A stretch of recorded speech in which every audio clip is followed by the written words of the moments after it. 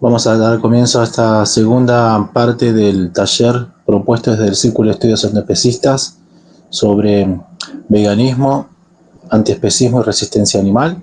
Me imagino que durante el transcurso del taller, charlas, se seguirán sumando personas, pero más allá de eso, esto se realiza y queda grabado para subirse posteriormente a nuestro canal de YouTube, donde si no nos están siguiendo pueden suscribirse, nos encuentran como Círculos de Estudios Antiespecistas, Círculo de Estudios Antiespecistas. Ahí pueden encontrar anteriores actividades, pueden seguir dándole me gusta, compartiendo, que es mega importante para que podamos seguir expandiendo el círculo y, como veníamos comentando, de que se pueda transmitir en vivo directamente por nuestro canal de YouTube.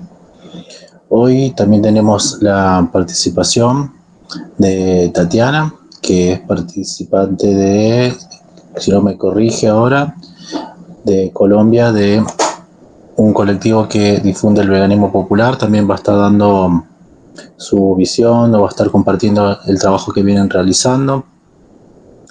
En fin, vamos a comenzar con lo que nos llamaba el día de hoy, que es empezar a dejar conceptos, sobre todo lo que es el especismo, para seguir avanzando sobre lo que es el antiespecismo, y también, obviamente, hacer mención a lo que es la resistencia animal, en qué consiste, cómo es que funciona, etcétera, etcétera, y en qué se consideraría resistencia animal. Habíamos tomado como referencia, estuvimos compartiendo el glosario de resistencia animalista, editado hace ya un año o dos por el Instituto ILECA y Ediciones Desde Abajo, que cuentan con la participación de Anaí González y Iván de Colombia, que, bueno, que gentilmente nos compartieron, y era el material de referencia, pero lo utilizábamos solamente para tener un poco de alguna excusa para poder debatir y tomar algún punto de partida para hablar sobre justamente especismo. Así que bienvenidos y bienvenidas, gracias al equipo de LSA de Argentina, Vegan LSA, que nos está ayudando con tener más inclusión. Y vamos entonces a dejar el primer concepto acá marcado, lo estábamos tomando de referencia, vamos a leerlo textual del glosario animalista. Si no lo leyeron, les recomendamos que lo lean, porque es material más fresco, más reciente, con algunas extensiones que nos sirven para seguir profundizando y comprendiendo de qué se trata el especismo, cómo es que trabaja, ¿no? Cuál es el fundamento y la consecuencia, y cómo podemos empezar a crear esas redes antiespecistas, por sobre todo desde el sur, ¿verdad? Sí, lo que tiene el Círculo de Estudios Antiespecistas es que trata, o por lo menos intenta, juntar el marco teórico con la acción más pragmática, la más práctica, ¿no? Del activismo, en todas sus variantes. Me presento, soy Nahuel Peñayala, si no me conocían, soy el fundador y coordinador del Círculo de Estudios Antiespecistas, y vamos a avanzar en esta segunda parte, que es veganismo, antiespecismo y resistencia animal. En el primer encuentro estuvimos interactuando con una serie de preguntas de qué se trataba el veganismo, ¿sí? Como haciendo una suerte de ABC en esto de formarnos y realmente entender algunas cosas que tal vez tenemos por entendido y estamos repitiendo, ¿no? Es como una suerte de autocrítica y a la vez de aprendizaje. Yo creo que tiene que ser muy dinámico, no existe nada muy lineal, para nada, todo es muy fluctuante a veces, y más en el espacio animalista, que muchas veces, esto lo digo con conocimiento de causa, llegan inquietudes al círculo sobre formación, ¿no? Quieren material para poder tener herramientas. y nos dimos cuenta de que hay un punto muy grave, de que a la vez se pide muchas herramientas, pero no hay el suficiente compromiso para poder leer o interactuar o participar, ¿no? Acuerpar, como decimos, que es muy necesario. Entonces, todo se reduce a veces a algunos minutos en redes sociales, a algún taller esporádico, etcétera, etcétera. Si bien tiene una suerte de sumatoria en ese aprendizaje, pero tiene que ser más profundo y más serio, ¿no? La dedicación.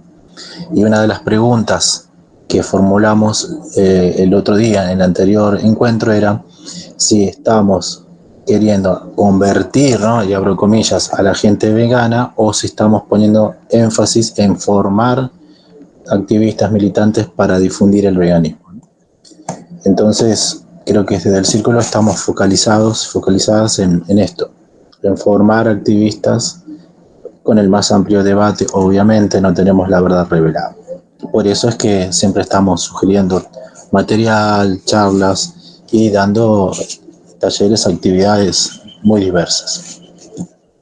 Cualquier cosa, si no se comprende, pueden pedir la palabra, vamos más despacio, pero vamos entonces a leer textual especismo, ¿no?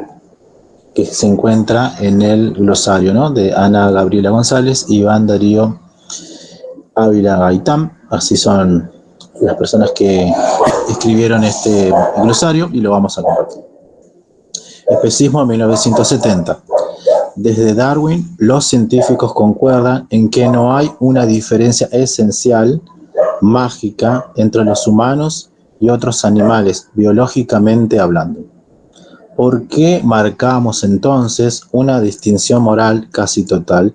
Si todos los organismos se encuentran en un continuum físico, también deberíamos establecer un mismo continuum moral. La palabra especie, como la palabra raza, no es definible con precisión. Los leones y los tigres pueden entrecruzarse. Bajo condiciones especiales de laboratorio, pronto podrá ser posible aparear un gorila con un profesor de biología. ¿La peluda descendencia será criada en una cama o en una jaula? ¿Se acostumbrará a describir al hombre de Neandertal como una especie separada de nosotros mismos? ¿Una especie particularmente equipada para la supervivencia en la era del hielo? Ahora, la mayoría de arqueólogos creen que esta criatura no humana practicaba rituales de entierro y poseía un cerebro tan grande como el nuestro. Supongan que, una vez capturado el abominable hombre de las nieves, sea el último sobreviviente de la especie Neandertal. ¿Le daríamos un asiento en las Naciones Unidas o le implantaríamos electrodos en su cerebro, en su cerebro sobrehumano? Uso estos hipotéticos pero posibles ejemplos para llamar la atención sobre nuestra posición moral actual respecto a los experimentos con animales. Cerca de 5 millones de animales de laboratorio, cada vez muchos más de ellos primates como nosotros, son asesinados anualmente solo en el Reino Unido y los números están creciendo y saliéndose de control. Entre paréntesis, solo hay 12 inspectores. Aparte del derecho a vivir, un claro criterio moral es el sufrimiento por sobreapresado, por sentir miedo y aburrimiento, así como dolor físico. Si asumimos que el sufrimiento es una función del sistema nervioso, entonces es ilógico argumentar que los otros animales no sufren como nosotros. Es precisamente debido a que los animales poseen sistemas nerviosos similares al nuestro que son ampliamente estudiados. Los únicos argumentos a favor de experimentos hechos con animales son: 1. Que el avance del conocimiento justifica todos los males. ¿Lo justifica? 2. Que los posibles beneficios para nuestra propia especie justifican el maltrato de los demás. Este puede ser un argumento poderoso cuando es aplicado a experimentos cuyas posibilidades de contribuir a la medicina aplicada son grandes, pero incluso este es solo, entre comillas, especismo, y como tal es un mero argumento egoísta, emocional, antes que uno basado en la razón. Si creemos que es incorrecto infligir dolores a los animales humanos inocentes, entonces es de lo más ilógico, filogenéticamente hablando, extender también a los animales no humanos nuestra preocupación en torno a los derechos fundamentales. Richard Ryder, esto es de 1970. Bueno, esto es una suerte de declaración, presentación, porque sabemos que él es el que genera el concepto junto a otros filósofos, porque venía estudiando en qué se consistían las diferentes opresiones como el racismo, el sexismo, y digamos que llega a la discriminación por especie, una especie por sobre otra, ¿no? El especismo, que mucho fundamenta que es otro racismo. Bueno, sigue esto un poco más, que no, obviamente no vamos a leer todo, pero me quiero también retomar desde acá esto, ¿no? La definición de discriminación con base en la especie, cuando hablamos de especismo, y prejuicio, actitud favorable a los intereses de los miembros de nuestra propia especie y en contra de otras, ¿no? Cuando estamos hablando que, en qué consiste el especismo. Bien, entonces, el texto se desarrolla un poquito más, no mucho más, pero sí, pero también quiero tomar esto de que había escrito y expuesto Oscar Horta, que es el creador de Ética Animal en España, ¿no? Lo diferencio del grupo de Ética Animal creado por Silvina Peseta, perdón. Y hace esta diferencia, ¿no? Lo que es el especismo antropocéntrico y el especismo.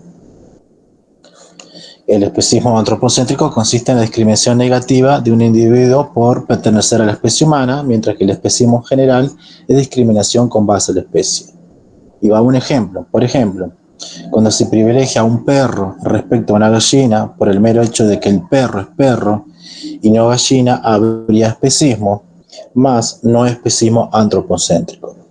Sin embargo, el mismo Horta puntualiza que las diversas formas de especismo suelen ser especismo antropocéntrico extendido.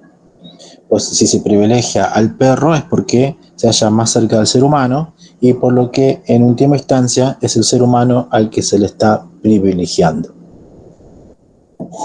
Bueno, esto es como empezar a entender cuestiones básicas. Me parece interesante porque esto es material para que después seguir debatiéndolo y dejando acá anotado, acá grabado. En el mismo glosario han incluido, ya llego, estábamos en taromaquia,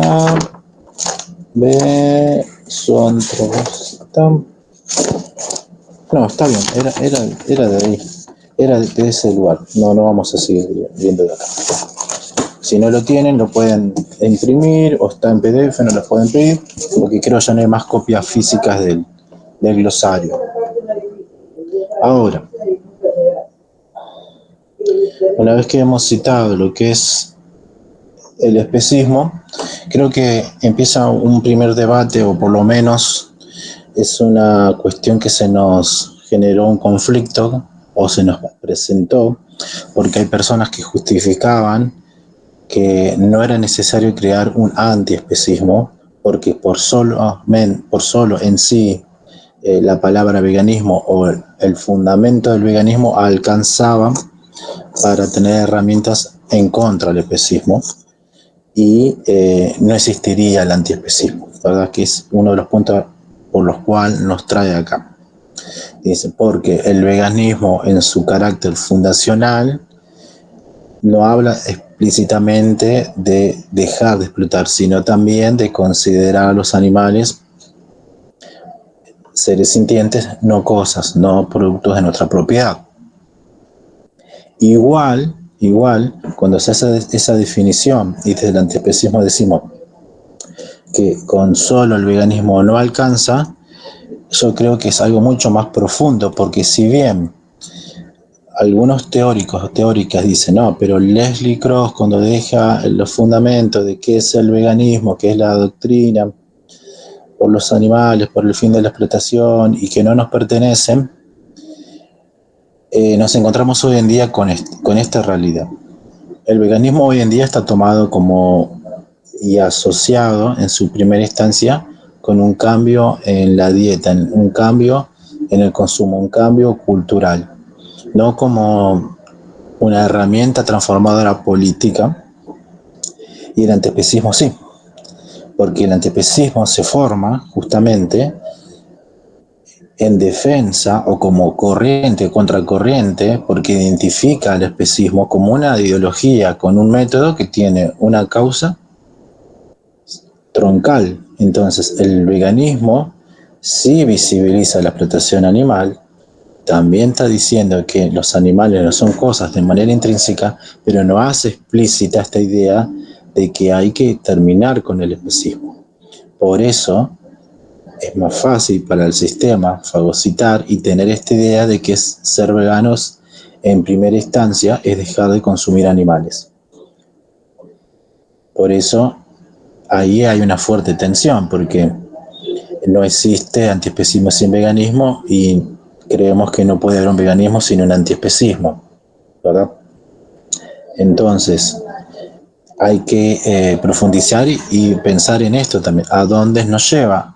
Nos lleva a las raíces, que es lo antropocéntrico. Imaginemos esta metáfora que ya la ha planteado Romina Kachanowski, la activista y psicóloga social, que si fuese un árbol, las raíces, el antropocentrismo, el tronco sería el especismo, y en la copa del árbol la violencia especista, que es como se expresa el especismo, ¿sí? En una educación, en una forma de crear una tradición, cómo se vinculan los seres humanos unos con otros a través de un lenguaje especista, la animalización de las clases más oprimidas, como pueden ser pobres, comunidad LGTBI, indígenas, etcétera, etcétera.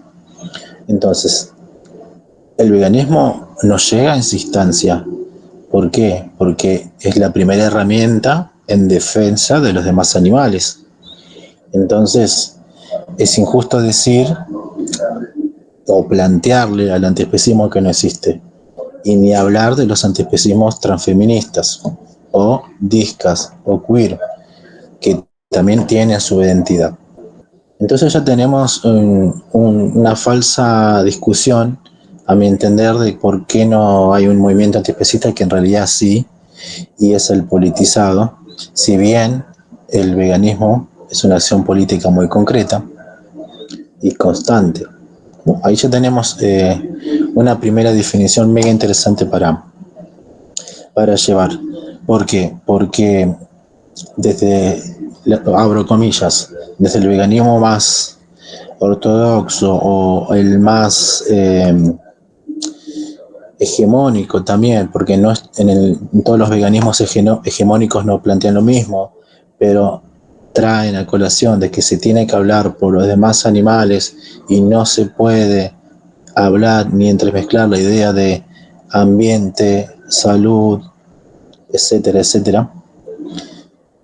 Creo que es uno de los primeros errores y con mucho sesgo de por qué el antiespecismo no es necesario. En todo caso, puede ser que haya una suerte de teóricos que han creado en contracorriente o expresado el especismo, el antiespecismo de una manera utilitarista, tal vez sí, porque es una de las excusas, ¿no? Que no, pero Peter Singer dice que es antiespecista, pero es utilitarista, y así van a encontrar, ¿no? El abolicionismo es el camino.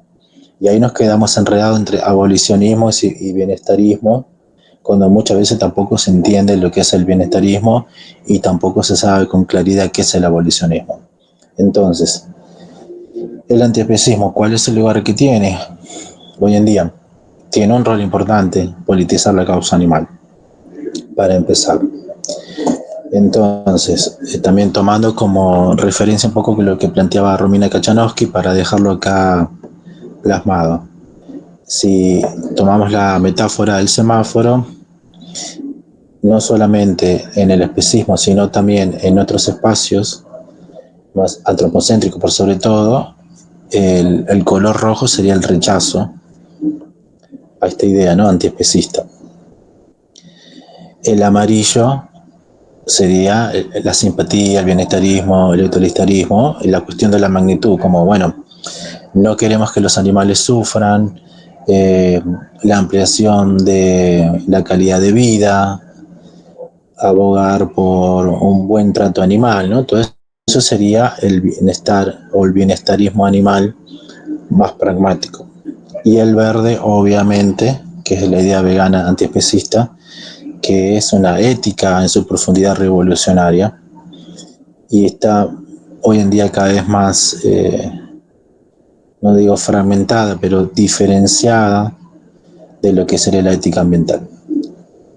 Que eso nos llevaría a otras discusiones y a otros lugares. Porque cuando hablamos de ética animal, es ética animal, ¿no? Y adentro de eso también nos va llevando a otro lugar del poshumanismo, etcétera, etcétera, que son megas importantes para entender lo que es la ética animal. No sé si estoy yendo muy rápido, cualquier cosa me levantan la mano, me preguntan, porque esto es uno de los puntos de la charla de hoy, del taller de hoy, lo que tiene que ver con el veganismo y el antiespecismo y por sobre todo resistencia animal. No sé si está acá conectada ya Tatiana, ¿nos estás escuchando? Sí. Bueno, buenísimo.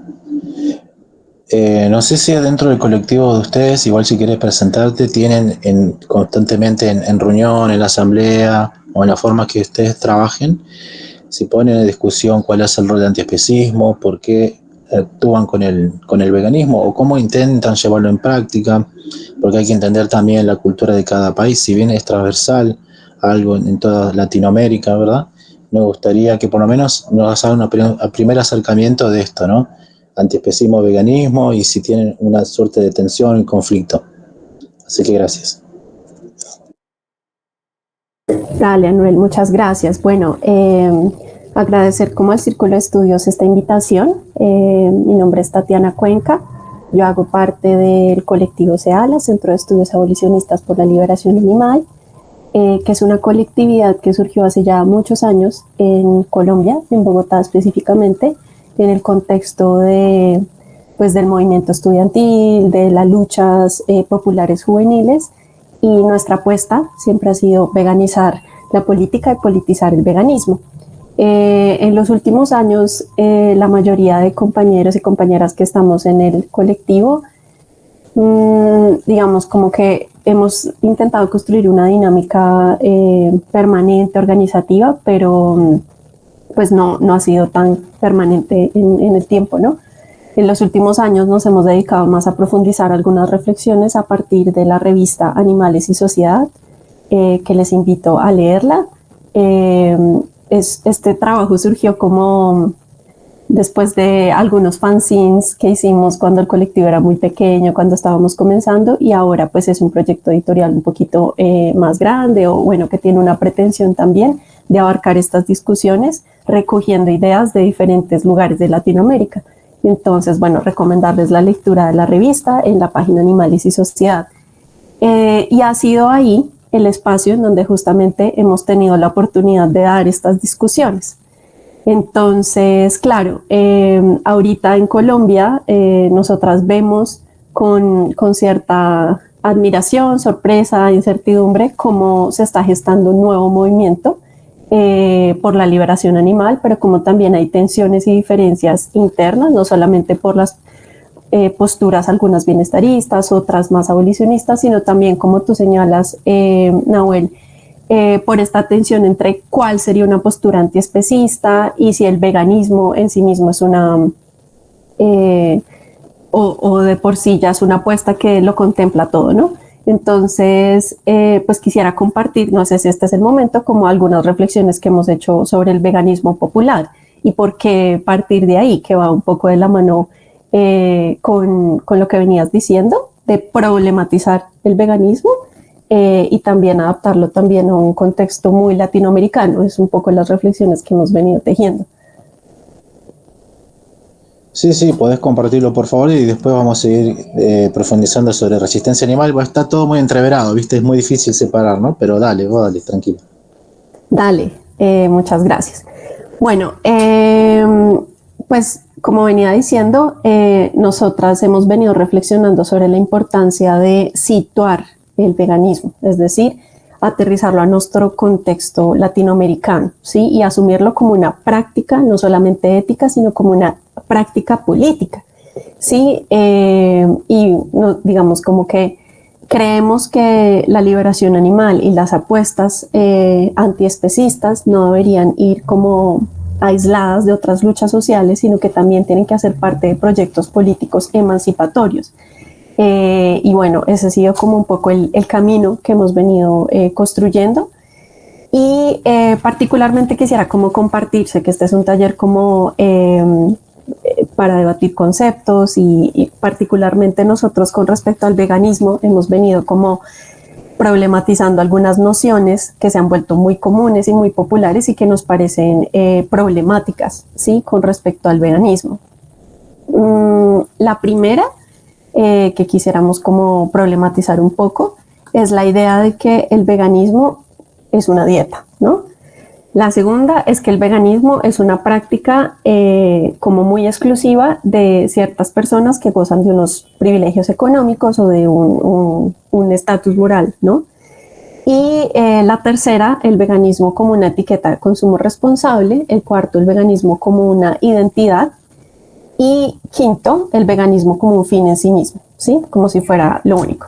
Entonces, bueno, como voy a permitirme desarrollar un poquito más esos puntos. Entonces, de nuevo, para nosotros el veganismo implica una praxis que se posiciona en contra de la explotación de los animales, pero que también nos invita a pensar otras formas de habitar el planeta y de relacionarnos con los demás animales. Pensarnos otras posibilidades de existir y de interactuar en este planeta. Entonces, cuando la primera idea con respecto al veganismo como una dieta, pues sí vemos cómo de alguna manera se ha popularizado la idea del veganismo en los últimos años como si fuera un estilo de vida saludable o como si estuviera asociado solamente a la alimentación. Y bueno, nosotros vemos como paradójicamente esto ha implicado una cierta comercialización del veganismo, ¿no?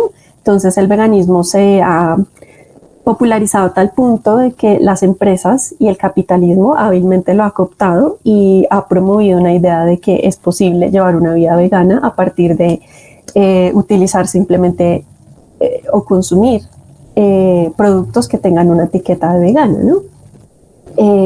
Y bueno, como también lo venía diciendo Nahuel, digamos, el veganismo es una postura ética, ¿sí?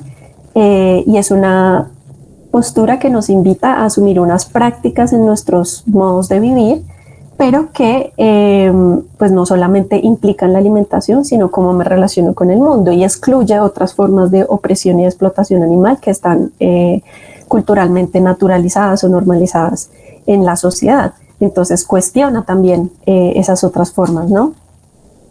Y ahí lo relaciono con la segunda idea de que el veganismo es como algo muy exclusivo de ciertas personas que tienen ciertos privilegios económicos o la posibilidad de comprar estos productos que tienen la etiqueta de vegano. Y bueno, para nosotros pues esto es problemático porque el veganismo se reduciría solamente a una práctica de consumo, ¿sí? Y como decía, la idea es que el veganismo nos invite, o la forma en la que asumimos el veganismo también nos invite a transformar la manera en que producimos, intercambiamos y suplimos nuestras necesidades, no solamente de alimentos, sino de otras necesidades vitales que tenemos y que no necesariamente tienen que ser solo a través del mercado, ¿no? Y del mercado capitalista con sus lógicas que ya conocemos que son pues desiguales, destructivas y que contribuyen a la explotación indirecta de otros animales, pero también de los humanos, pero también de la tierra, ¿sí? Entonces, para nosotros el veganismo es una puerta o un camino para buscar alternativas alimentarias que resulten viables y que sean asequibles para la mayoría de la población que subsiste a través de trabajos precarizados, ¿sí? Y que también vive el despojo de sus medios de subsistencia por la expansión del capitalismo pues destructivo, ¿no? Que también destruye la vida y que también nos explota a nosotras como humanos. Entonces, también problematizamos un poco la idea de que el veganismo es una elección individual, ¿sí? Y que es una idea universalizable y que todas las personas en el mundo tienen la posibilidad de elegir, como si fuera una elección individual, cuando sabemos que estamos en un sistema completamente desigual, en donde no todas las personas tienen la posibilidad de decidir con qué alimentarse, qué comer, ¿sí? Entonces, no es una cuestión individual para nosotras, no es una postura neutral de yo elijo qué consumo, sino que también es una oportunidad para posicionarme frente a un sistema agroalimentario que reproduce unas prácticas de explotación o sea, me posiciono frente a ese sistema alimentario y lo sigo alimentando o planteo unas alternativas que me lleven a construir una alimentación más autónoma y que contribuya a la soberanía alimentaria. Entonces, pues también como aprovecho para compartir que a través de la revista hemos tenido la oportunidad de conocer unas experiencias muy valiosas, no solamente de Colombia y de Bogotá, sino también de otros lugares de Latinoamérica, como Bolivia, en la organización Alianza por la Paz, también de Ecuador, también está Antara, antiespecista de Brasil, bueno, en donde hemos venido discutiendo un poco y hemos rescatado estas prácticas que nos parecen muy bonitas, que son las ollas comunitarias, ¿no? En la revista pueden encontrar algunas experiencias y algunas compañeras que están dentro del colectivo, por ejemplo, también siguen replicando esta idea de la olla comunitaria, ¿no? Que para quienes no la conocen un poco, es como la idea de juntarnos al calor del fogón, juntarnos para cocinar alimentos, ya sea alimentos que son recuperados o donados o que se cooperan entre varios y que se aportan para hacer una alimentación para una colectividad más grande.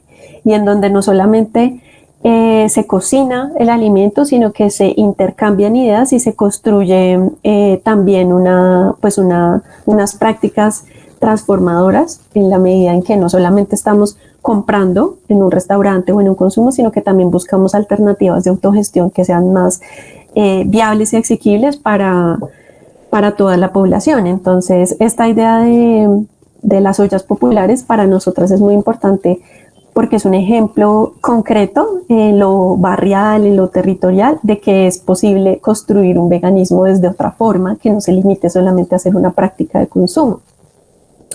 Y ahí quisiera como ir al punto del consumo responsable y por qué a nosotros nos parece tan problemático esta idea, porque sentimos que esta idea es un poco como la noción que digamos de alguna manera, que se importa del veganismo de otros lugares del mundo, particularmente del norte global, en donde el veganismo es un consumo responsable, ¿no? Y responde como a esta idea de que es posible llevar un consumo verde, ¿sí? Y pues para nosotros esto, como decía antes, está relacionado con la forma en que el capitalismo y la industria fácilmente ha cooptado la etiqueta vegan y lo pone en la industria alimentaria, pues a grandes productos de grandes empresas para de alguna manera como reforzar sus ventas, pero que en realidad no le interesa para nada transformar ese sistema agroalimentario ni pues la liberación animal, ni mucho menos, ni cómo estén los animales, ¿no? Entonces, por ejemplo, acá en Colombia hemos visto como empresas grandes que se dedicaban a la explotación de cerdos o de leche, de vacas para extraerles la leche, por nombrar algunas, ahora tienen una línea vegana, ¿sí? Entonces, para nosotros es un poco problemático porque sentimos que al final, si el veganismo se reduce a una práctica de consumo y solamente es consumir los alimentos que tienen la etiqueta vegan, pues yo le compro a Alquería, a Pietrán, a estas empresas que también explotan animales.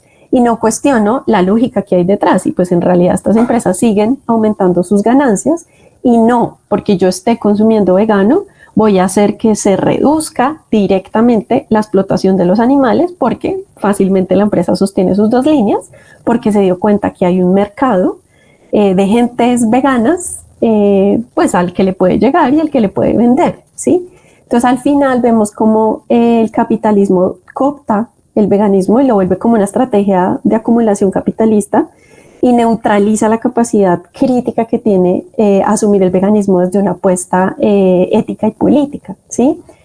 Y entonces nos parece que si asumimos el veganismo solo como un consumo, es una forma de limpiarme la conciencia muy superficial, pero que no contribuye de alguna manera pues, a lograr una liberación animal y una transformación de ese relacionamiento con los demás animales.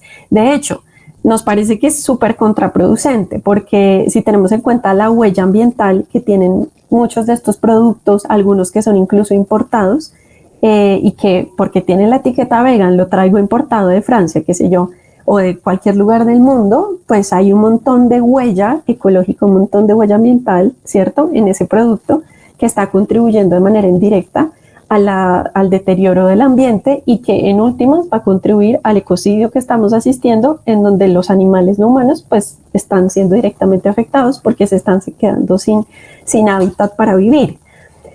Entonces, asumir el veganismo solo como una idea de consumo sostenible, ético y responsable para nosotros es como si la responsabilidad de la explotación animal recayera solamente en las elecciones individuales de unas personas que deciden qué consumir o no, y no hace referencia a las estructuras económicas que dan forma a ese orden especista dentro del capitalista que se beneficia de la explotación de los animales, ¿sí? Entonces, bueno, creemos que esta forma del veganismo como un paquete de consumo responsable dentro del capitalismo verde, pues no transforma las relaciones de explotación sobre la naturaleza, sobre los animales y sobre las demás humanas también, ¿no? Que sabemos que están también explotadas dentro de estas cadenas pues de suministro grandes. Entonces, bueno, como que creemos que un veganismo de un carácter popular es un veganismo que se aparta de estas estrategias comerciales y que va justamente a buscar generar esas grietas para transformar este sistema, tomando directamente los frutos de la tierra, que son el sustento de la alimentación vegana, ¿sí?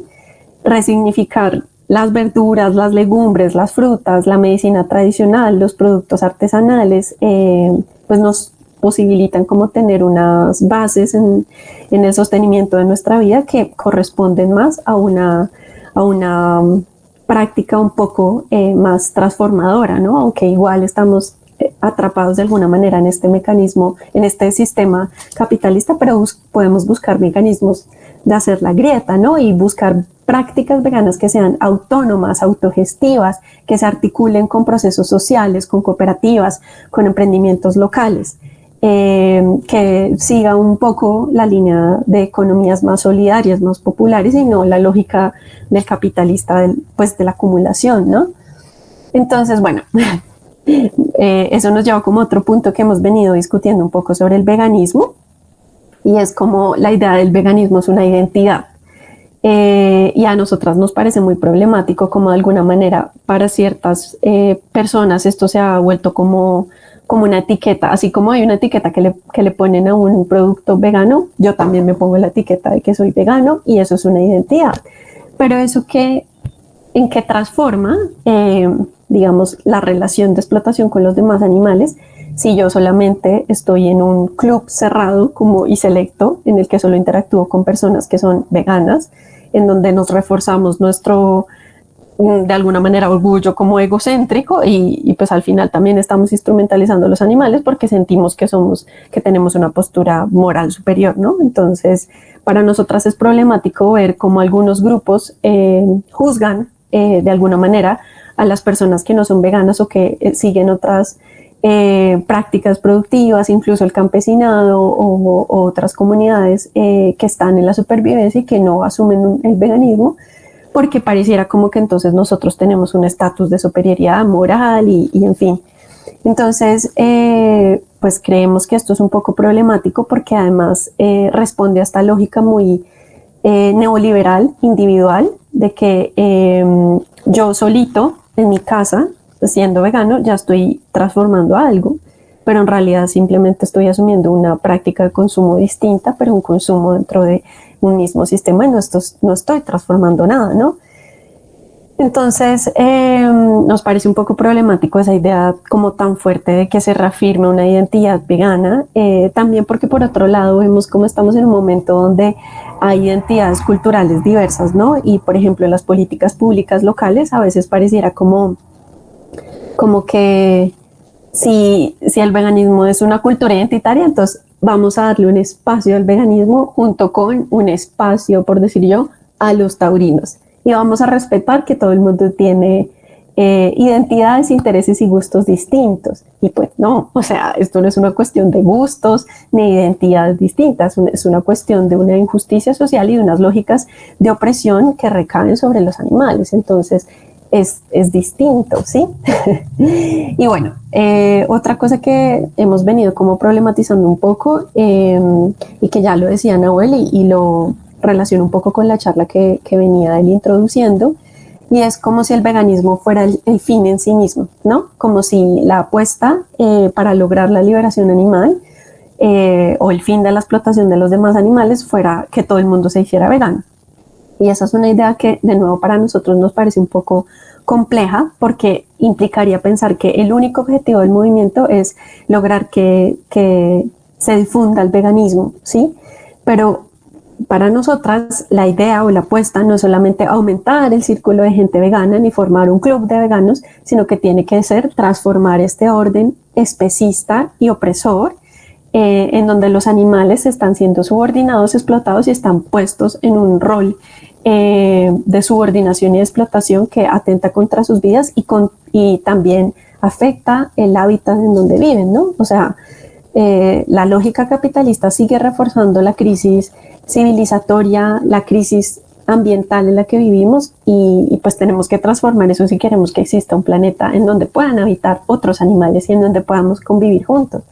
Entonces, para nosotras es muy importante pensar que o reflexionar sobre cómo el especismo como un mecanismo de dominación también va de la mano con otras formas de opresión que ya pues lo he mencionado mucho con el capitalismo obviamente, pero también con el colonialismo, con el racismo y con el patriarcado, porque entonces ahí vamos un poco a reflexionar sobre cuáles son las raíces de la explotación animal, ¿sí?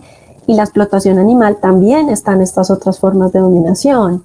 Y también reconocemos, y les invito a leer una edición de la revista Animales y Sociedad que está dedicada a feminismos antiespecistas, en donde vemos la relación entre cómo las lógicas patriarcales y de subordinación de los cuerpos feminizados de las mujeres y de la naturaleza y de los demás animales tienen una relación con el especismo y se refuerzan mutuamente.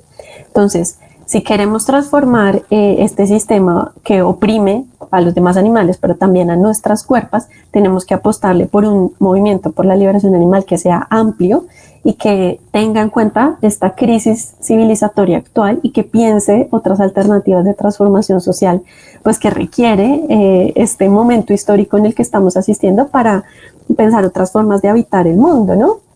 Porque de otra manera la liberación animal no va a ser posible dentro de este orden capitalista, colonial, patriarcal y ecocida actual.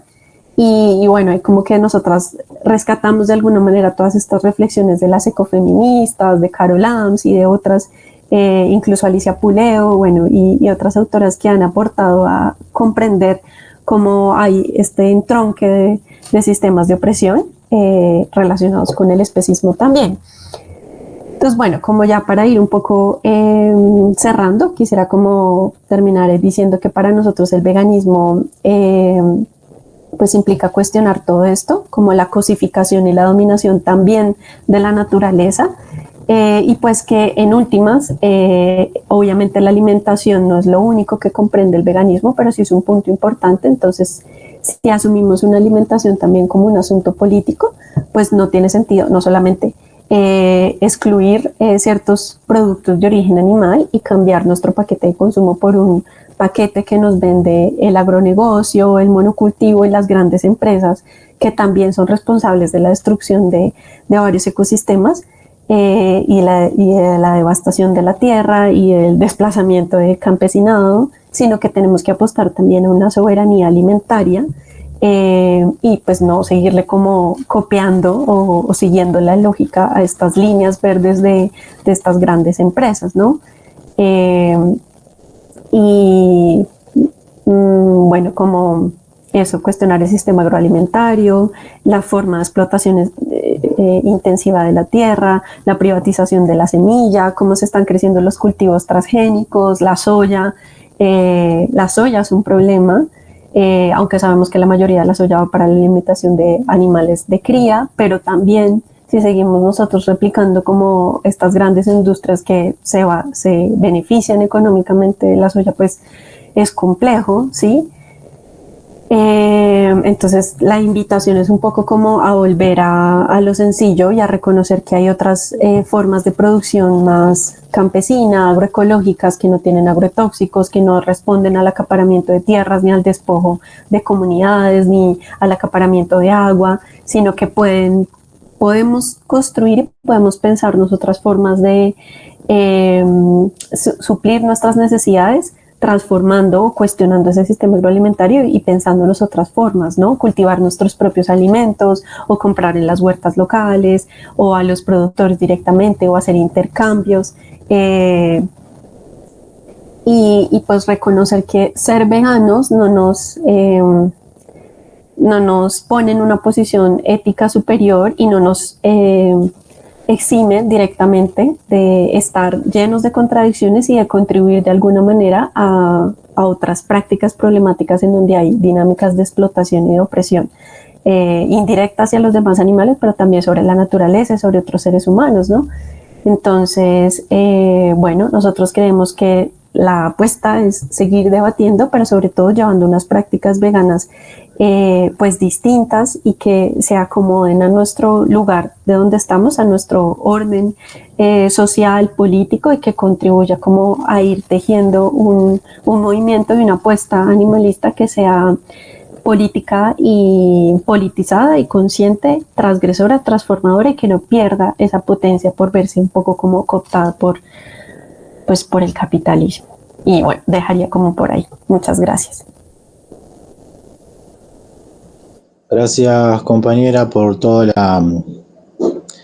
la intervención, muy clara, concreta. Bueno, es un acercamiento para quien no conoce el colectivo de ustedes, Se Hablan, y la revista. Repetirnos la dirección donde pueden descargar y encontrarse en las revistas de forma digital. No sé si hacen copias en papel en Colombia y si tienen alguna suerte de librería o un espacio también. Contanos un poquito de eso. Sí, las primeras ediciones de la revista, bueno, la primera edición de la revista fue un fanzine que se distribuía así como en toques de música, de punk, de hardcore, en fin. Después sacamos un formatito un poco más organizado. Las primeras ediciones fueron impresas y las últimas, ahí pues sí, la verdad por un tema de recursos, han sido más digitales. Entonces las pueden encontrar en la página animalesySociedad.com. Ahí dejé el enlace. Y pues les invito a consultar la revista. La última edición es la del año pasado, que de hecho está dedicada a pedagogías antiespecistas. Entonces ahí pueden consultar las ediciones anteriores también y artículos que hemos sacado en años anteriores y reflexiones que pueden contribuir también al círculo de estudio, o sea, seguirnos pensando estas discusiones. Dale, buenísimos, gracias. Sí, a mí lo que me queda cada vez más claro es que hay veganismos con ese y dentro de Latinoamérica, que hay una línea o un lazo que unifica Colombia, Argentina, Brasil, Perú, Bolivia, Chile, etcétera, que tiene que ver con un carácter anticapitalista por una cuestión coyuntural, donde los países del norte, por sobre todo Estados Unidos, o en mayor o menor medida, tienen un impacto fuerte en la economía de nuestros países y en toda la construcción cultural, no de ahora, de hace años, ¿no? Venimos intervenidos por la hegemonía y todas las empresas multinacionales que son parte del mismo bloque, de un mismo monopolio, y que claramente hay una colonización en nuestro plato y en nuestra cultura, Y es el especismo, ¿no? Es especismo importado, pero también hay un veganismo importado que lo tuvimos discutiendo en otro espacio, si había un veganismo latinoamericano, y claramente están más expuestos esta línea de acción política de un veganismo popular, descentralizado, con conciencia de clase, haciendo una buena lectura de la realidad. Obviamente que no es lo mismo Colombia que Argentina, pero encontramos muchos puntos en común. Y ni hablar a alguien que esté ahora en Chile, en Bolivia, también nos va a decir algo semejante, el extractivismo. Entonces, cuando hablamos de un veganismo popular, yo creo que ya tiene una impronta y después se abren todas estas solapas que son completamente vitales para poder tener una identidad y el que el veganismo salga del lugar despolitizado o de nicho a tenerse en cuenta como un espacio más amplio, heterogéneo de lucha en las luchas animalistas. Y creo que ese es uno de los trabajos que tenemos a diario y a futuro, ¿verdad? Que no se piensa también en un veganismo a largo plazo, etcétera. Son muchas cosas para otras charlas. Así como el colectivo SEALA lo viene haciendo, yo creo que en Brasil y en Argentina en mayor o menor medida se está sucediendo. Pero no tenemos todavía una articulación más refinada ni, ni plenarios donde podemos sacar conclusiones un poco más acabadas, etcétera. Pero claramente sin tener mucha organización, porque la verdad están sucediendo cosas, ¿no? Porque ni hablar, y esto sí me voy a explayar un poquito, de esas organizaciones que trabajan por un veganismo supuestamente basada en la ética, supuestamente por los demás animales, que cuentan con muchos recursos en todo tipo. Y estos activismos autogestionados claramente salen todos de los activistas y de la gente que está ahí haciendo la militancia, llevando a los barrios más populares, humildes, la olla popular, llevando talleres de ética o de derecho animal, promoviendo políticas que tienen que ver con la castración para los animales, los cuidados, etcétera. Yo creo que no es solamente una cuestión teórica, sino el veganismo popular, o como yo también lo defino, el antiespecismo combativo, le pone el cuerpo a la lucha y lo lleva y lo intersecciona con todas las causas. Esa es una gran diferencia, porque el veganismo hegemónico hoy en día, que dice que es por los demás animales, que esto no se mezcla, que esto que lo otro, al fin y al cabo la cáscara, porque en el centro es el hábito, el cambio de un hábito, del consumo, porque si esas personas consiguen comprar alimento, van a ser veganas solamente por comprar alimento y nada más, se termina, lo siento muy un cascarón. Pero bueno, esto es para seguir charlando, debatiendo, porque hoy en día cada vez está más claro esto, ¿no? La línea del veganismo popular. Bueno, me gustaría que si alguien quiere hacer alguna pregunta, algún comentario, para después ya pasar al último concepto que es resistencia animal. No sé quién está acá con ganas de hacer alguna intervención, quiere hacer un comentario, alguna pregunta, puede levantar la mano.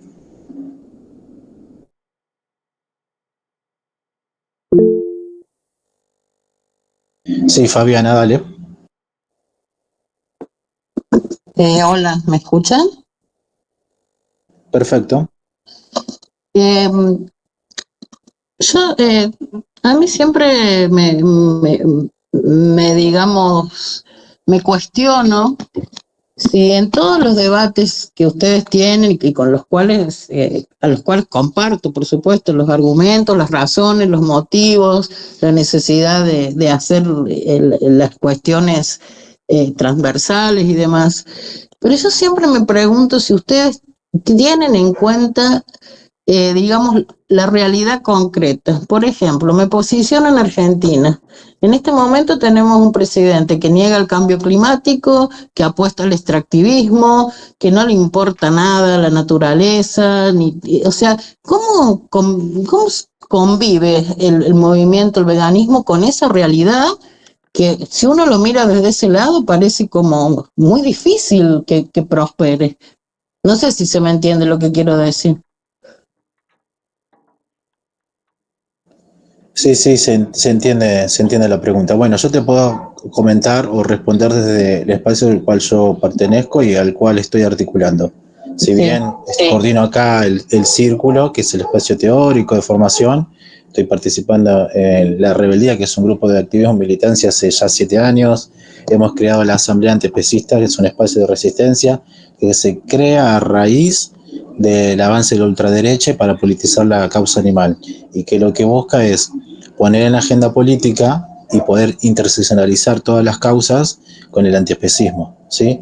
Que es lo que estás diciendo vos. La agenda animalista queda en última en la fila de reclamos porque vienen por tus derechos, porque no tenés para comer, no puedes pagar la luz, como decían los mismos tipos del gobierno, decían, bueno, si querés alquilar una ballena la podés alquilar, etcétera, etcétera. Por eso rescato esto, lo que dicen varias teóricas, que hay que llevar el veganismo y el antiespecismo a todos lados, así como hacen las compañeras en el feminismo que llevan el antiespecismo. Bueno, el antiespecismo tiene que ir a todos lados.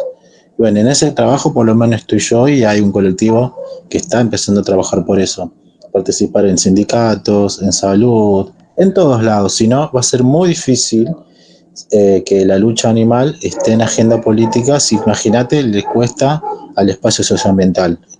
Y esta es una problemática que se va a acentuar cada vez más. Sí, bueno, si querés, Tatiana, también dale tu aporte de Colombia, que tal vez les habrá pasado lo mismo. Sí, gracias, Noel, gracias también, Fabiana, y digamos, comparto de alguna manera esa inquietud que expresa, sobre todo por el momento político que está viviendo la Argentina.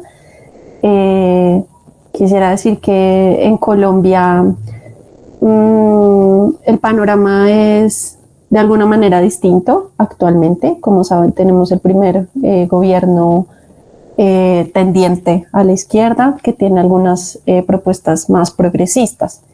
Esa es la coyuntura que tenemos ahora, y la verdad que ha abierto la posibilidad para que se gesten ciertas iniciativas animalistas que antes no hubieran sido posibles, ¿no? Y de hecho ha respaldado proyectos de ley importante como el que surgió este año frente a las corridas de toros, ¿no? Que es una prohibición de la tauromaquia que se va a dar gradualmente en los próximos años. Para nosotros eso es un logro histórico y es como una oportunidad política. Sin embargo, reconocemos que el periodo de gobierno que tiene actualmente Petro es corto, que le queda muy poco, y que la derecha, bueno, ya demandó el proyecto de ley, obviamente el partido de extrema derecha en Colombia, que es el Centro Democrático, que era quien antes había venido gobernando en el país.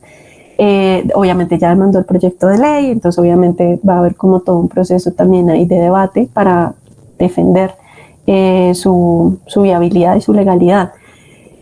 Pero es claro en Colombia, y eso es algo que veníamos problematizando también desde ese ala hace muchos años, cuando tuvimos la desgracia de tener unos gobiernos de extrema derecha, los 8 años del gobierno de Álvaro Uribe. Él fue quien promovió una ley taurina que permitió que en Colombia existiera una legislación que le diera la norma y de alguna manera el reconocimiento cultural a la tauromaquia. Y en su momento fue muy complejo ver cómo había un partido de extrema derecha en el gobierno que además favorecía a cierta clase social que en Colombia está relacionada con el acaparamiento de tierras, con el paramilitarismo, con la violencia y con la concentración de tierras para la ganadería extensiva, que es la que ocurre en nuestro país.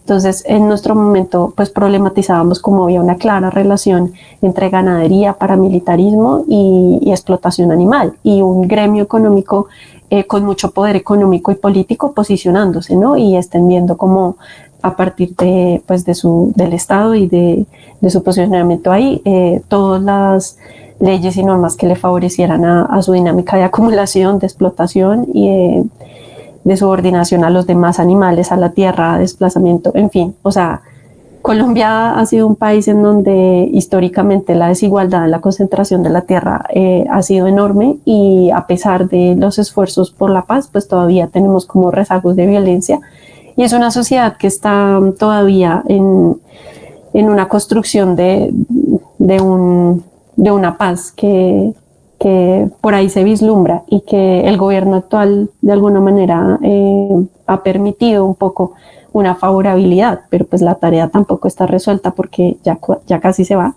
ya le quedan solamente 2 años, y viene y bien, sabemos que viene la derecha en una arremetida muy fuerte. No sabemos ni siquiera si va a terminar el gobierno actual. Ojalá que sí, y pues que logre hacer los cambios que quería, porque tampoco ha sido fácil, ha tenido muchos obstáculos, pero también sentimos que su campo de acción es limitado, ¿no? Lo que se puede hacer desde el Estado es limitado, ¿no? 4 años de gobierno con mucha oposición. Entonces, creemos que el movimiento social tiene que seguir avanzando y fortaleciéndose, no puede cooptarse de alguna manera por el momento coyuntural de un periodo de gobierno favorable, porque nos desmovilizamos y pues se nos viene la arremetida con todos de los próximos años, que seguramente van a ser de derecha nuevamente, ¿no? Entonces, bueno, es un momento social complejo en Colombia, que eso, tenemos la suerte que ahorita hay cierta favorabilidad con Petro, pero bueno, vamos a ver qué sucede. Dale, gracias. Espero que ya se ha entendido que eso nos lleva al otro punto, porque el otro punto, el otro concepto era resistencia animalista, que justamente es la creación de estos colectivos. Y tiene dos partes la resistencia animalista. Una es esto, los y las colectivas organizadas, antiespecistas, con una esencia obviamente anticapitalista, anticapacitista, transfeminista, con conciencia de clase.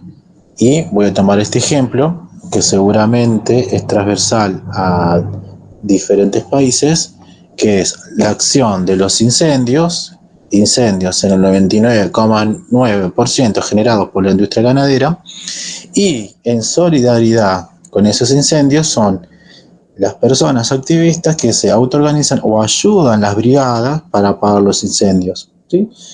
Y se ha visto muy claro en las inundaciones también en Brasil, donde en general las personas que focalizaron en salvar los animales fueron parte del activismo vegano antiespecista.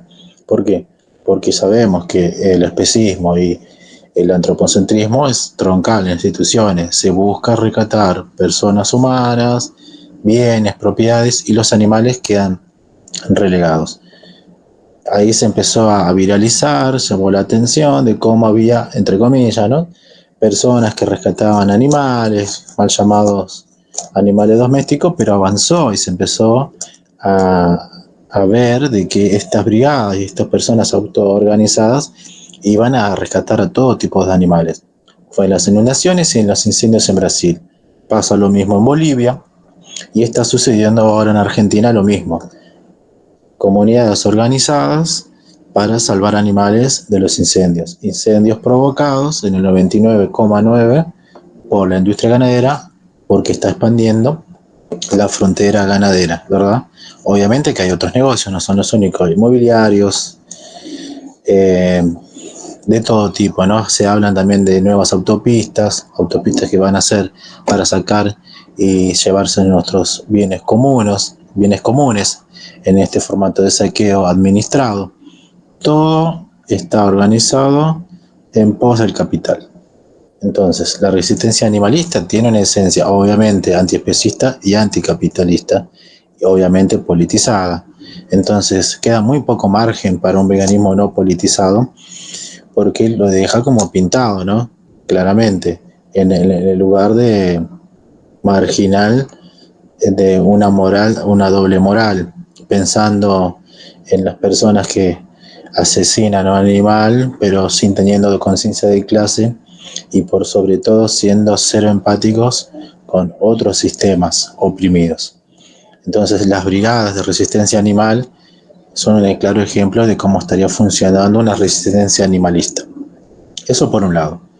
Por el otro, me gustaría leer un poquito, solamente un poquito, donde se plantea bastante claro lo de la resistencia animal, que es en el libro de Jason Rival, Los animales son parte de la clase trabajadora, donde hace hincapié en lo que es la agencia también, ¿no?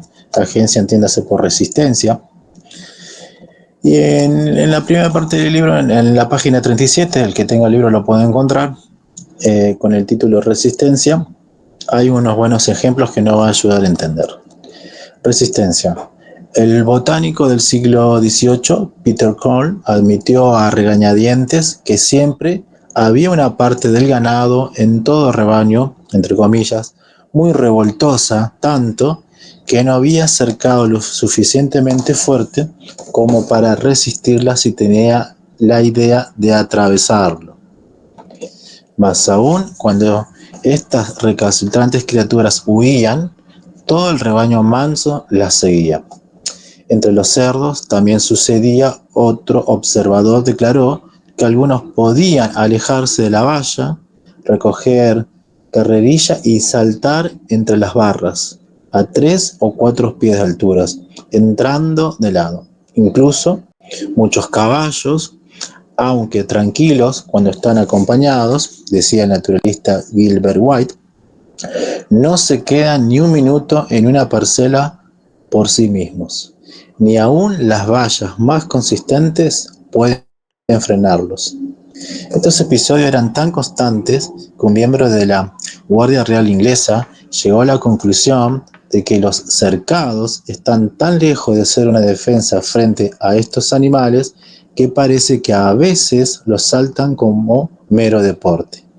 De hecho, el término cimarrones, en español en el original los salvajes, se aplicaba originalmente al ganado, los cerdos y los caballos que se escapaban. La mayoría de los propietarios encargados u observadores de los animales trabajadores la mayoría de los propietarios encargados u observadores de los animales trabajadores, ya sea a través de sus palabras escritas o de sus reacciones, admitieron totalmente la presencia de algún tipo de resistencia. Estos actos podían ser maliciosamente violentos en sus formas.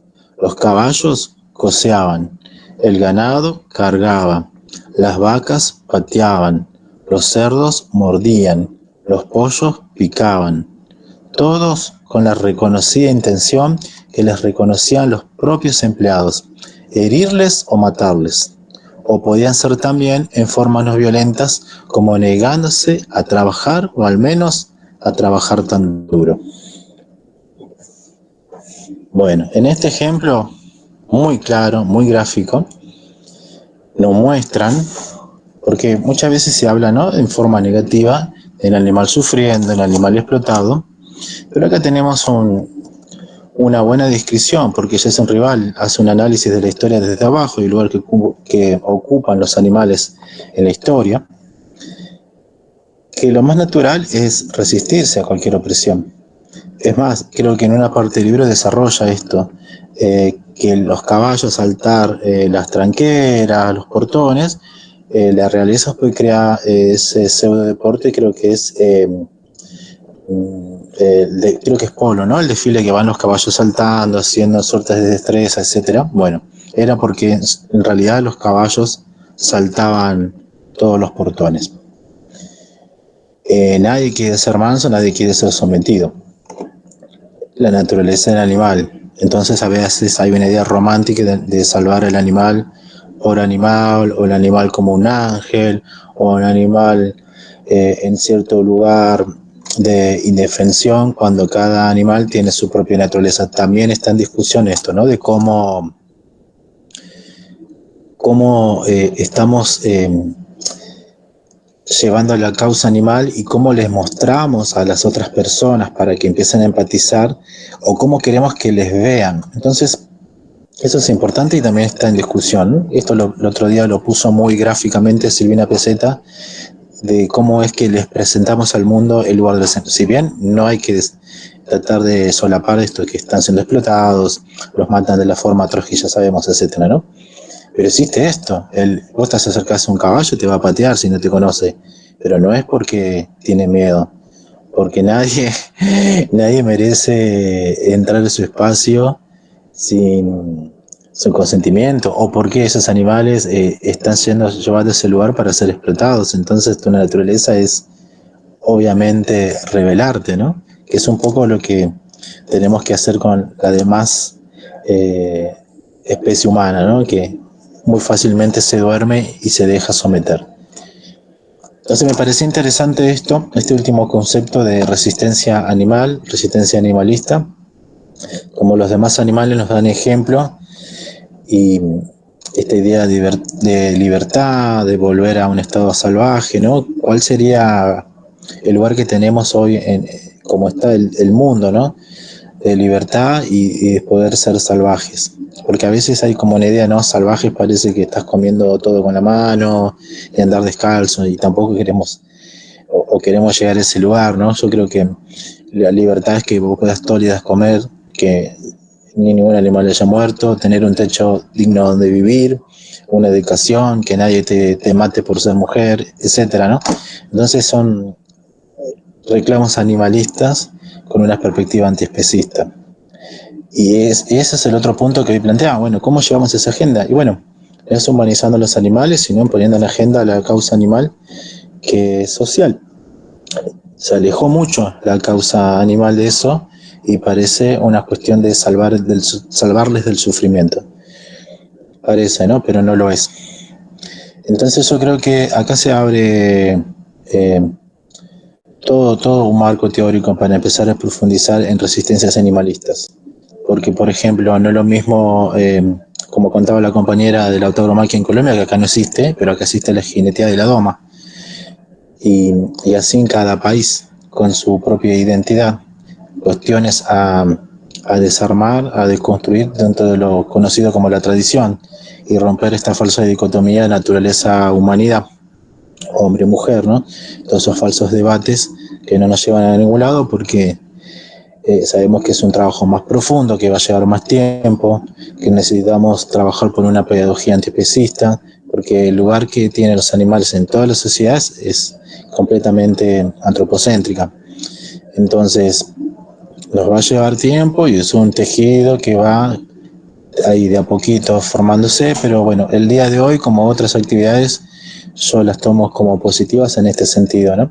De que podamos intercambiar, de que más personas se acerquen y que podamos empezar de acá adelante también a repensar todos esos veganismos, ¿no? Veganismos con S, que no son para nada hegemónicos y lo que buscan por sobre todo comprender en profundidad y generar debates profundos del lugar que tienen el animal no humano o los demás animales en nuestra sociedad. No sé si, Tatiana, querés aportar algo de resistencias animalistas o alguien más quiere hacer una pregunta sobre esto o alguna acotación, y vamos ahí cerrando estos 10 minutos, ya nos quedan del día de hoy.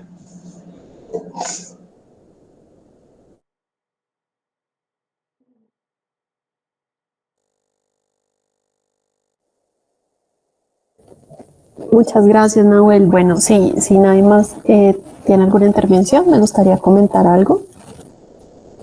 En relación, bueno, a lo que venías diciendo, yo creo que la resistencia animal, entendiendo que los demás animales también pueden tener una agencia y una potencia de la desobediencia o de la rebeldía, nos invita también a cuestionar un poco nuestros mismos preceptos que pueden estar permeados por una lectura muy antropocéntrica del mundo, ¿no?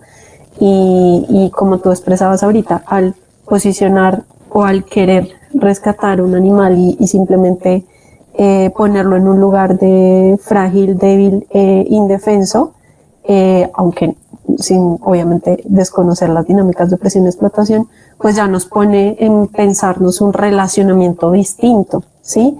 Que un poco cuando hacía la intervención era algo también pues que quería transmitir, que hemos venido reflexionando, y es que el planeta pues no le pertenece a la especie humana, ¿no? Tenemos un planeta que es compartido con las demás especies animales, y estamos en un momento de ecocidio tal que hay una extinción masiva de especies, y vemos cómo todos estos impactos de la crisis climática afectan directamente a los demás animales. Entonces, como humanos, veganos, antiespecistas, tenemos que empezar a cuestionar también cuál es el lugar en el mundo que vamos a ocupar en este planeta limitado.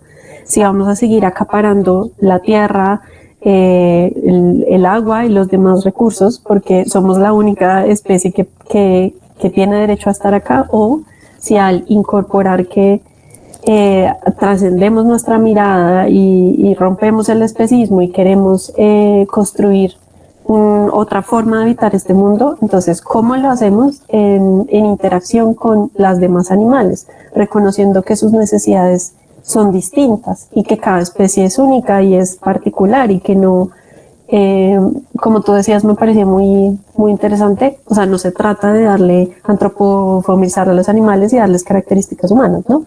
Sino de reconocer que cada animal no humano en su particularidad tiene unas necesidades específicas, ¿no? Y creo que a veces puede que nosotras, incluso desde una buena intención vegana o antiespecista, pues no tengamos como esta posibilidad de ampliar la mirada y reconocer esas necesidades otras que tienen los demás animales, ¿no? Y como reducirlas solamente a no sé, a las comodidades que conocemos. Y creo que es importante eso, ¿no? Como ampliar la mirada y reconocer que tenemos que caminar y transitar hacia otras formas de habitar el planeta que nos permitan convivir, cohabitar con las demás especies, ¿no? Y tal vez eso nos lleva a cuestionar también la idea que tenemos de progreso, desarrollo o de cuál es el ideal de vivir. Y bueno, no sé si volver a lo salvaje o cómo explicarlo, pero sí pensarnos otras formas de vivir que permitan esa convivencia con los demás animales. Entonces sí, solo eso ahí para aportar. Gracias. Dale, gracias. Sí, nos lleva a otro debate que seguramente se va a dar de aquí a poco, cuál es el lugar de la política en el movimiento animal, las diferentes corrientes, cuál es el lugar que tiene que tener el antiespecismo, porque hay gente que aboga por no partidario y otros que sí, más allá dentro de la causa animal de los animales políticos. Bueno, cerramos con esta pregunta que hizo Alan, que si bien no tiene que ver tanto con lo de resistencia animal, pero suele ser común cada vez más. Yo voy a dar esta respuesta que es parte de otros debates que ya se vienen dando, no solamente mía, porque el antiespecismo está a favor del intervencionismo, no solamente Oscar Horta, que es un teórico, sino como Katia Faria también lo dice. Y la idea de no intervención muchas veces viene de la idea ecologista, que es la que no busca intervenir en los demás animales. El antiespecismo sí interviene, por más allá de que sea una causa no animal la que le haya afectado sufrimiento. En un texto creo que se llama Miradas desde el Sur, si no lo busco bien el título, pero no importa, lo que dice Katia Faria en ese texto es que esta idea de no intervención naturalista viene del ecologismo, no viene del antiespecismo, y pone este ejemplo que sucedió, por ejemplo, en una reserva en África, donde venía una persona a cargo del parque, de ese lugar, caminando, y se encuentra con esta situación de que hay dos elefantes, la madre y un elefante pequeño. El elefante pequeño estaba atorado, no podía salir, y la madre no conseguía salvar al elefante más pequeño. Entonces esta persona, sin dudarlo, fue y ayudó a sacar el elefante, le ayudó con la madre. Y en ese momento no se da cuenta, no dimensiona lo que había sucedido, y después sí lo comenta, y bueno, eso después salió en debate en varios lados. Entonces, no hay una intervención positiva y negativa, porque algunos lo quieren dibujar con eso, intervención positiva, negativa, o como se diría, regular eso. Y si fuese la versión humana, si están atacando a una persona, también decía, es muy probable que vos vayas y trates de salvar a esa persona, no de no intervenir, ¿no? Es la primera reacción como especie. Entonces nos lleva a ese otro lugar, que el antiespecismo está un poco más allá, si se quiere, de un debate ético, es poshumanista en este sentido, por el fin de la supremacía humana. También dejo ese título para otra charla que se va a venir dentro de breve con Micaela Anzuategui, una experta en antropocentrismo, y vamos a poder profundizar sobre este debate que es mega interesante si bien decía, bueno, no hay una intervención negativa o positiva. El antiespecismo deja en claro de que hay que intervenir siempre que esté en nuestras medidas, en nuestro alcance. Bueno, hoy cerramos acá. Agradecemos al equipo, al team de LSA por incluir también su herramienta para más personas que pueda llegar el contenido. Recuerden que esto va a estar luego subido en el canal de YouTube, que es Círculo de Estudios Antiespecistas. Nos pueden seguir también en nuestro Instagram, que lo encuentran con el mismo título. Y bueno, nos dejan los comentarios, me gusta, nos hacen preguntas, nos recomiendan libros, talleres, todo suma para expandir el círculo. Así que agradezco a Tatiana del colectivo Seala y a todas las personas que se han acercado el día de hoy. Muchas gracias. Hasta luego.